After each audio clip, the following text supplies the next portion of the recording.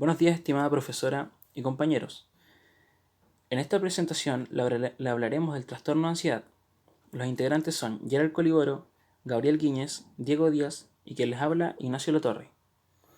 ¿Qué es la ansiedad normal y cuándo se vuelve patológica? Según el DSM-4, la ansiedad es una reacción emocional normal necesaria para la supervivencia de los individuos y de nuestra especie. No obstante, las reacciones de ansiedad pueden alcanzar niveles excesivamente altos o pueden ser poco adaptativas en determinadas situaciones. Cuando ocurre la ansiedad, hay aumento de la frecuencia cardíaca, la presión arterial, la respiración y la tensión muscular. La atención se centra en situación amenazadora, excluyendo otros asuntos. Pueden sumarse cambios como consecuencias del aumento de la actividad simpática, como el temblor, entre otros. Estos cambios son las respuestas normales ante situaciones peligrosas. La ansiedad se convierte en patológica cuando es desproporcionada para la situación y demasiado prolongada. Las características clínicas de los trastornos de ansiedad son de la ansiedad normal, diferenciándose en la duración y en la gravedad. Los síntomas y signos de un trastorno de ansiedad son la sensación de nerviosismo, agitación o tensión, sensación de peligro inminente, pánico o catástrofe, aumento del ritmo cardíaco, respiración acelerada, también llamada hiperventilación, sudoración, temblores, sensación de debilidad o cansancio, problemas para concentrarse o para pensar en otra cosa que no sea la preocupación actual, tener problemas para conciliar el sueño, padecer problemas gastrointestinales, tener dificultades para controlar las preocupaciones, tener la necesidad de evitar las situaciones que generan ansiedad. Datos estadísticos sobre trastorno ansioso. En nuestro país, la prevalencia de vida de este tipo de enfermedad es de un 16,2%, lo que la convierte en la enfermedad mental más común junto a la depresión mayor y los trastornos por consumo de alcohol. Sin embargo, y a pesar de ser el trastorno más predominante, solo un 25% de los enfermos consulta. Probablemente lo que está detrás de la manifestación de los trastornos de ansiedad es una combinación de distintos elementos. Desde el punto de vista social, los cambios culturales han sido importantes. Vivimos en una sociedad bastante competitiva y que a veces se siente bajo presión por obtener cosas materiales y mejoras de manera individual, sin percibir que a todo esto tiene un costo. Desde el punto psicológico, hay que ver qué cosas hacemos nosotros como individuos que perpetúan nuestros estados de ansiedad, cómo es nuestra respuesta frente al mundo, si lo vemos amenazante, desprovisto de ayuda, incierto, o verse a uno mismo como extremadamente vulnerable y sin capacidades de poder afrontar las dificultades o creyendo que es imposible hacer algo. Por otro lado, el rol de las situaciones predisponentes adversas en la vida de los individuos es otro factor que como sociedad deberíamos estudiar. Según el análisis de caso que creamos como grupo y que posteriormente enviamos a la profesora, las alteraciones expuestas son afectivas, bajo control de las emociones; tiempo-espacio, orientado y sin alteraciones; psicomotricidad, exaltación psicomotriz; pensamiento, negatividad de sí mismo y paranoia; memoria, no presenta alteraciones.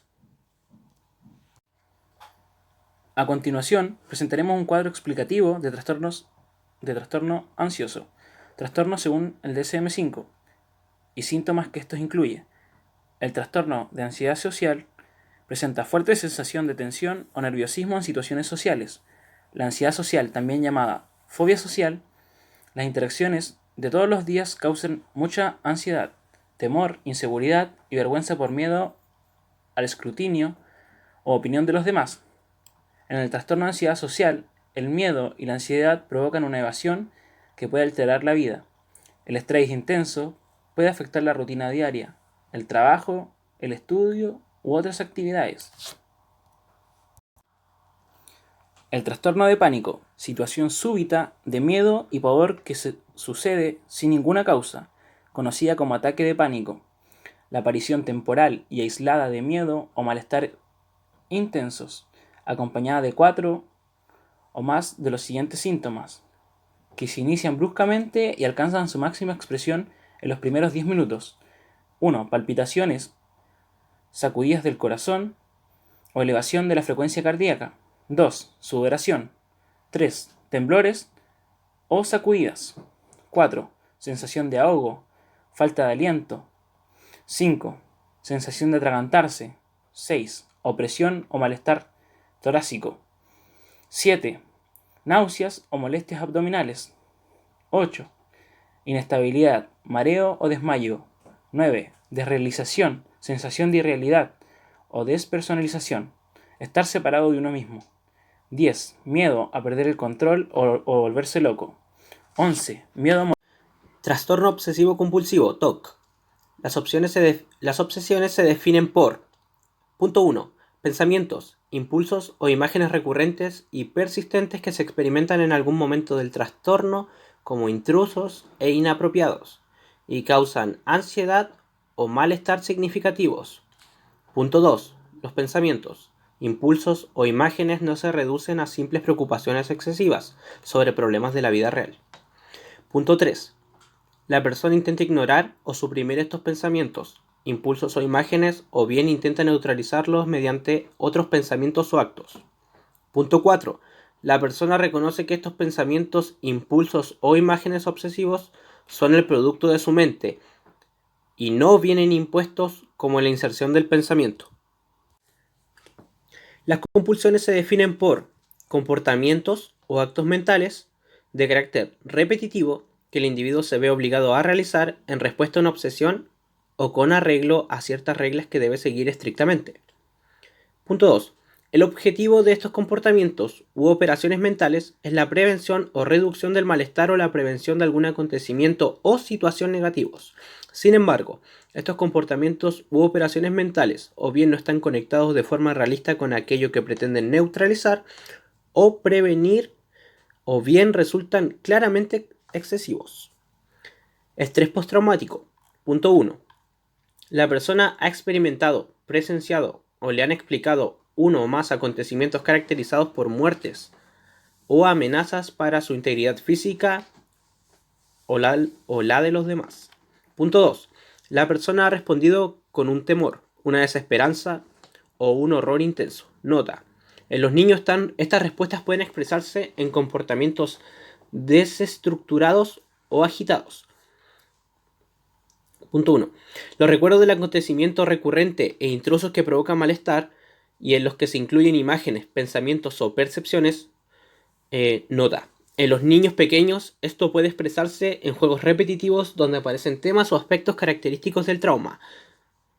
El punto 2. Sueños de carácter recurrente sobre el acontecimiento que produce malestar. Fobia. A. Temor acusado y persistente que es excesivo o irracional, desencadenado por la presencia o anticipación de un objeto o situación específicos. Punto B. La exposición al estímulo fóbico provoca casi invariablemente una respuesta inmediata de ansiedad, que puede tomar la forma de una crisis de angustia situacional o más o menos relacionada con una situación determinada. Glosario.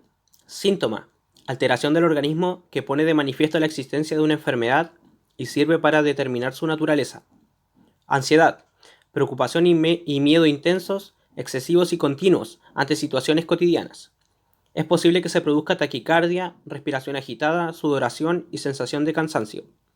Crisis de ansiedad: sin ser un hecho grave para la salud, genera una situación de pánico que cursa con unos síntomas muy similares a los del infarto, hasta el punto de que puede confundirse con él.